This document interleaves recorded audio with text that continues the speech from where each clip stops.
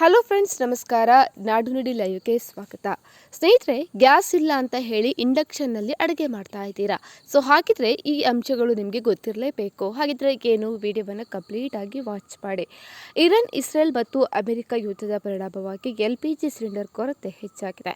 So ವಾಣಿಜ್ಯ ಸಿಲಿಂಡರ್ಗಳ ಕೊರತೆ ಜೊತೆಗೆ ಗೃಹ ಬಳಕೆ ಸಿಲಿಂಡರ್ಗಳನ್ನು ಖರೀದಿಸುವಲ್ಲಿ ಕೂಡ ಹಲವಾರು ಅಡಚಣೆಗಳನ್ನು ಎದುರಿಸ್ತಾ ಇದ್ದಾರೆ.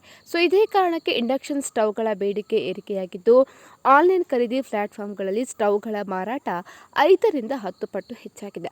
ಹೀಗಿರುವಾಗ ಹೊಸ ಇಂಡಕ್ಷನ್ ಸ್ಟವ್ ಖರೀದಿಗೂ ಮುನ್ನ ಗಮನಿಸಬೇಕಾದ ಅಂಶಗಳನ್ನು ಇದೀಗ ಬೆಸ್ಕಾಂ ಖಾತೆಯಲ್ಲಿ ಹಂಚಿಕೊಂಡಿದೆ. ಹಾಗಿದ್ರೆ ಬೆಸ್ಕಾಂ ಹೇಳಿದ ಅಂಶಕ್ಕೇನು? ISI ಪ್ರಮಾಣಿತ ಹಾಗೂ ಉತ್ತಮ ವಿದ್ಯುತ್ ದಕ್ಷತೆಯುಳ್ಳ 3 ಸ್ಟಾರ್ ಅಥವಾ ಹೆಚ್ಚಿನ ರೇಟಿಂಗ್ ಇಂಡಕ್ಷನ್ ಸ್ಟವ್ ಅನ್ನು ಖರೀದಿಸಿ. ಇನ್ನು ಆಟೋಮೆಟಿಕ್ ಆ್ಯಪ್ ಹಾಗೂ ಚೈಲ್ಡ್ ಲಾಕ್ ಸೌಲಭ್ಯ ಇರುವ ಇಂಡಕ್ಷನ್ ಸ್ಟವ್ ಅನ್ನು ಖರೀದಿ ಮಾಡಿ.